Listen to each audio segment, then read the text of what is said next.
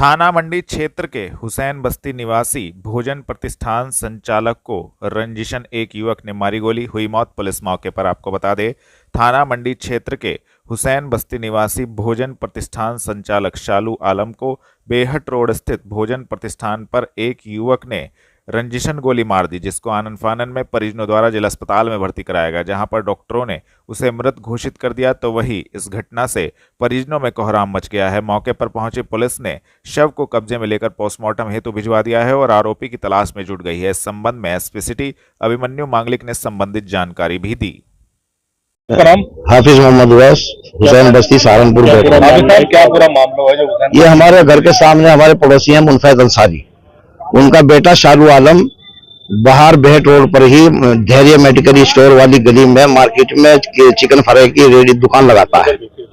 4-5 दिन पहले का एक वाकया है जो हमारे सुनने में आया है कि एक वसीम उर्फ जॉन मॉडल नाम का एक लड़का जो कि हिस्ट्री शीटर है, खाना लमपुरा का रहने वाला है, वो दुकान पर आया।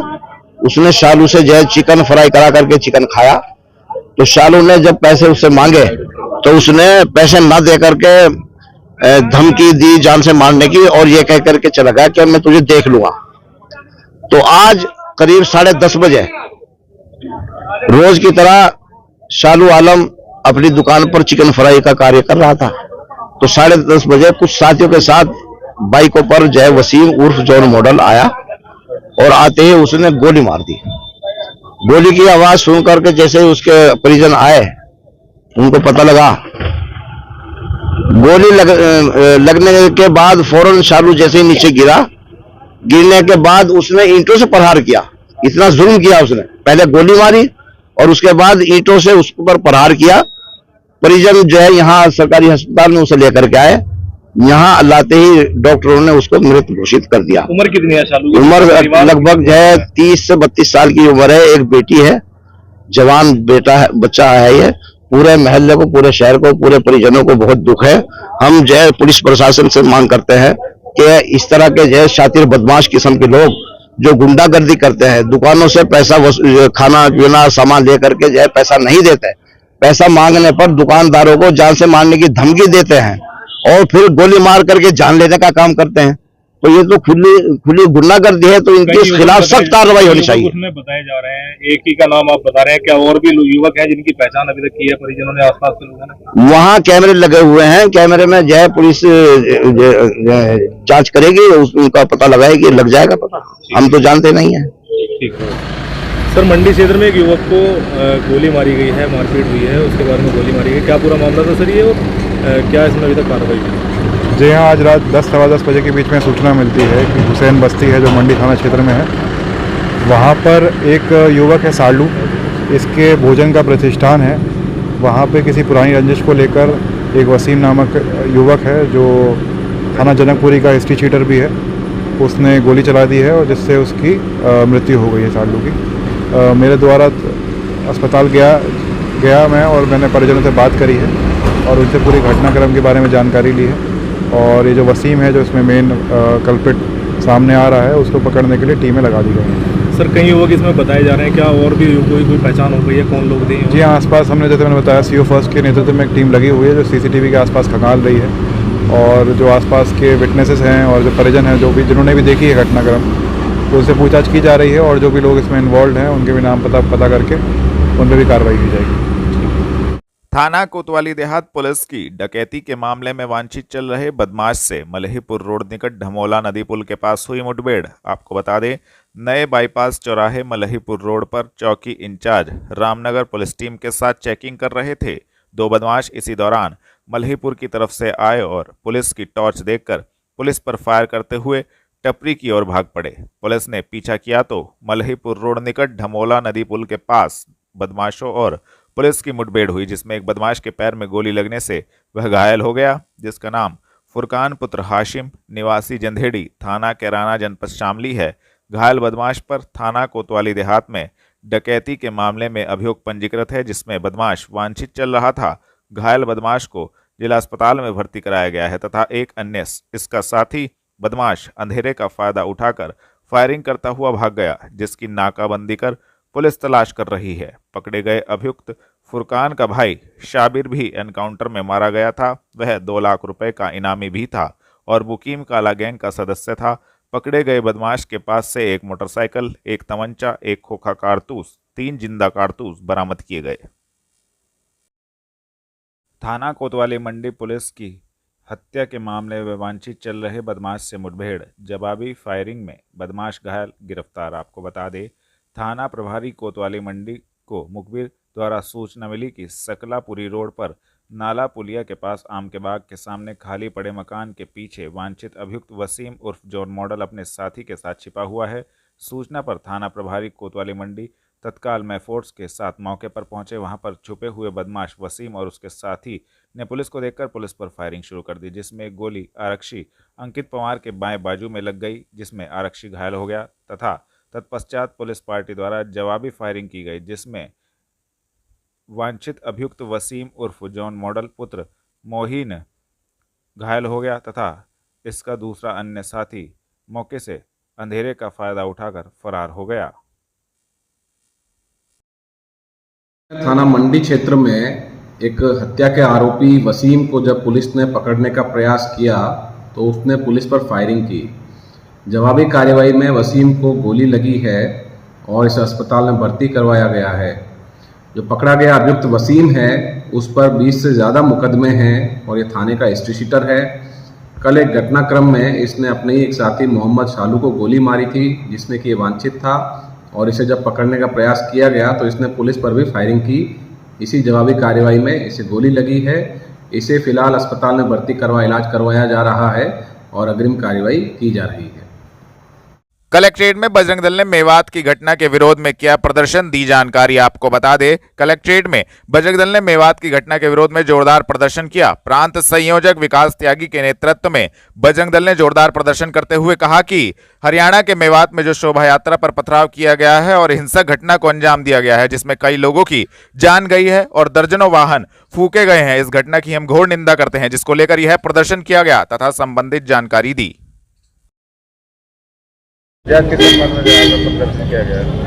हरियाणा के मेवात के अंदर जो शोभा यात्रा पर पथराव किया गया है, गोलीबारी की गई है और हिंसक प्रदर्शन वहां किया गया है और उसमें कई लोगों की उसमें जान गई है, दर्जनों वाहन फूंके गए हैं, करोड़ों अरबों रुपए की संपत्ति को लूट लिया गया या उसे जला दिया गया है। मैं सबसे पहले इस घटना की निंदा करता हूं और हरियाणा सरकार से मांग करता हूं कि जिन लोगों ने ये घटना की है, अंजाम दिया गया है, उन लोगों को तुरंत गिरफ्तार करते हुए एनएसए की कार्रवाई हो, घर के ऊपर बुलडोजर चलो और जो सती उन्होंने नुकसान पहुंचाया हो उसकी रिकवरी भी उनसे ही दंगाइयों से और उसकी की जानी चाहिए, ये मैं मांग करता हूं। उसी परिप्रेक्ष्य में आज पूरे देश के अंदर संगठन के राष्ट्रीय नेतृत्व के आह्वान पर और जिला मुख्यालयों पर और ये सांकेतिक धरना प्रदर्शन के कार्यक्रम रखे गए थे, जिसमें कोई ज्ञापन का कार्यक्रम नहीं था और केवल आना था और अपनी बात यहाँ जिला प्रशासन के माध्यम से और अपना आक्रोश प्रकट करते हुए शांतिपूर्ण तरीके से समाज वापस गए हैं। लेकिन मैं कह देना चाहता हूँ कि क्या इस देश के अंदर धार्मिक जुलूस निकालना, शोभा यात्रा निकालना भी क्या गुनाह हो गया? 100 करोड़ हिंदू समाज इस देश के अंदर रहता है। जब आप अपने ताजिए के जुलूस निकालते हो, जब आप अपने धार्मिक आयोजन सड़कों पर करते हो, हिंदू समाज आपका सहयोग करता है, तो आप ये समझ लो कि हिंदू समाज ने भी चूड़ियां नहीं पहन रखी। जिस प्रकार से आप हिंदू समाज के सड़कों पर निकलने का विरोध करते हो, हिंदू समाज भी जिस दिन आपका विरोध करने लगेगा तो आप जो सहन नहीं होगा। हरियाणा हमारे पड़ोस में लगा हुआ है, कई लोगों की जान आप लोगों ने ली है, तो इसीलिए ये घटना की मैं निंदा करता हूं और तुरंत सरकार से मांग करता हूं कि इस प्रकार की घटनाओं पर यार रोक लगे। जिन लोगों ने घटना को अंजाम दिया उनके खिलाफ कड़ी कार्रवाई हो। कलेक्ट्रेट में भारतीय किसान संघ ने बैठक की आयोजित, अपनी मांगों को लेकर जिलाधिकारी से की मुलाकात, दी जानकारी। आपको बता दें, कलेक्ट्रेट में भारतीय किसान संघ की एक बैठक का आयोजन जिलाध्यक्ष राहुल त्यागी के नेतृत्व में हुआ, जिसमें अपने विभिन्न मुद्दों पर भारतीय किसान संघ ने चर्चा की और विभिन्न मांगों को लेकर जिलाधिकारी से मुलाकात कर एक ज्ञापन जिलाधिकारी को सौंपा तथा संबंधित जानकारी दी। श्यामवीर त्यागी। किस चीज को लेकर ज्ञापन दिया? आज हमने भारतीय किसान संघ की तरफ से जिलाधिकारी जी को ज्ञापन दिया मुख्यमंत्री जी के नाम। नंबर 1, इस जिले में बाढ़ ने लगभग जो हिंदन का क्षेत्र है, जो यमुना का क्षेत्र है, ढमोला का क्षेत्र, इस तरह के जो क्षेत्र हैं उनमें लगभग 50% तक नुकसान। हम लोगों की मांग ये, पहले भी इस तरह के आकलन करते रहे हैं, उसकी जो लेखपाल और कानून वगैरह उसकी जांच करें, लेकिन वो जांच ठीक नहीं होती, पक्षपातपूर्ण जांच हो। हमने डीएम साहब से कहा जी आपके नेतृत्व में एसडीएम तहसीलदार ये सारे जांच करो। उसमें डीएम साहब ने ये कहा कि अगर किसी ने जांच गलत कर दी तो मुझे सस्पेंड कर दूंगा फौरन। बिल्कुल सही जांच होगी, नंबर 1। नंबर 2, हमने कहा गन्ने का जो बकाया वो देवबंद को छोड़ के बाकी मिलों ने करा नहीं। उनमें पहले नंबर पर सबसे ज्यादा बजाज शुगर मिल गांगमल्ली 1 मिल है, दया शुगर मिल गागा लेडी। तो किसान का क्या कसूर है? या तो इन्हें जेल भेजा जा, या तो आरसी जारी करके इन्हें जेल भेजा जा, नहीं तो 16% जिस दिन से उसका बकाया 16% का ब्याज, जो कानून अपन गन्ना परचेज एक्ट 1955 का कानून, उसके तहत 16% ब्याज किसान को दिलाया जाए। नंबर 3, माननीय मुख्यमंत्री जी ने घोषणा कर दी 3 महीने हो गए कि किसान से ट्यूबवेल का बिजली का बिल नहीं लिया जाएगा। आज भी उस पर बिल आ रहा, आज भी जो है बिजली के लोग अधिकारी कर्मचारी जाकर उसे मीटर लगा हुआ ट्यूबवेल पर, इसके कारण झगड़ा हो रहा। ये झगड़ा और बढ़ेगा, किसान किसी कीमत पर भी अपने ट्यूबवेल पर बिजली का मीटर नहीं लगाने देगा, क्योंकि फ्लैट रेट सिस्टम तो बढ़िया कोई सिस्टम नहीं है। अगर मीटर लगेंगे तो सबसे ज्यादा नुकसान सरकार को होने वाला है, ये हमने मांग करी। हरियाणा की घटना के मद्देनजर सहारनपुर मंडल के तीनों जनपदों में अलर्ट जारी, डीआईजी ने दी जानकारी। आपको बता दें, हरियाणा की घटना के मद्देनजर उसके आसपास के जनपदों में भी अलर्ट जारी किया गया है। हरियाणा से सटे सहारनपुर मंडल के शामली, मुजफ्फरनगर, सहारनपुर जनपद में भी अलर्ट जारी किया गया है। इतना ही नहीं, इंटेलिजेंस की टीमें जगह जगह तैनात की गई हैं। ऑपरेशन दृष्टि के अंतर्गत अराजक तत्वों एवं संदिग्ध व्यक्तियों पर पैनी नजर रखी जा रही है। सादी वर्दी में पुलिसकर्मी जनपद में जगह जगह भ्रमण कर रहे हैं। इस संबंध में डीआईजी अजय कुमार साहनी ने पत्रकारों को जानकारी दी। सर, हरियाणा में जो घटना हुई है उसे लेकर सहारनपुर रेंज में किस तरीके से अलर्ट किया गया है? जैसा कि आप लोग जानते हैं, सहारनपुर रेंज के 3 जनपदों में जनपद शामली से करनाल और पानीपत का बॉर्डर लगता है, जो हरियाणा राज्य के ज़िले हैं। इसी के साथ ही सहारनपुर से यमुनानगर और करनाल 2 जनपदों का बॉर्डर पड़ता है। 2 थाना क्षेत्र हमारे शामली के ऐसे हैं जो हरियाणा बॉर्डर पे हैं, और साथ ही 5 थाना क्षेत्र सहारनपुर के हैं जो हरियाणा जनपद के बॉर्डर से लगते हैं। ये सभी जो हमारे बॉर्डर है यहाँ पर पिकट लगाई गई है, और जो संबंधित जनपद हरियाणा है वहाँ के जो पास के थाने हैं उनसे लगातार लाइजेंस बना हुआ है और प्रॉपर चेकिंग फ्रिस्किंग कराई जा रही है। साथ ही जो भी सूचना हो रही है उसका आदान प्रदान भी एक दूसरे से किया जा रहा है। इसके अलावा ऑपरेशन दृष्टि के तहत बहुत भारी मात्रा में कैमरे भी लगवाए गए हैं, उसका उपयोग हम लोग कर रहे हैं जो बॉर्डर पर लगाया गया है। सादे वस्त्रों में भी करीब 500 के आसपास पुलिसकर्मी हमारे हैं जो लगातार इन तीनों जनपदों में ड्यूटी कर रहे हैं, और जो भी सूचनाएं हो रही हैं त्वरित हमें प्राप्त हो रही हैं, और सभी प्रकार से इस पर निगरानी रखी जा रही है।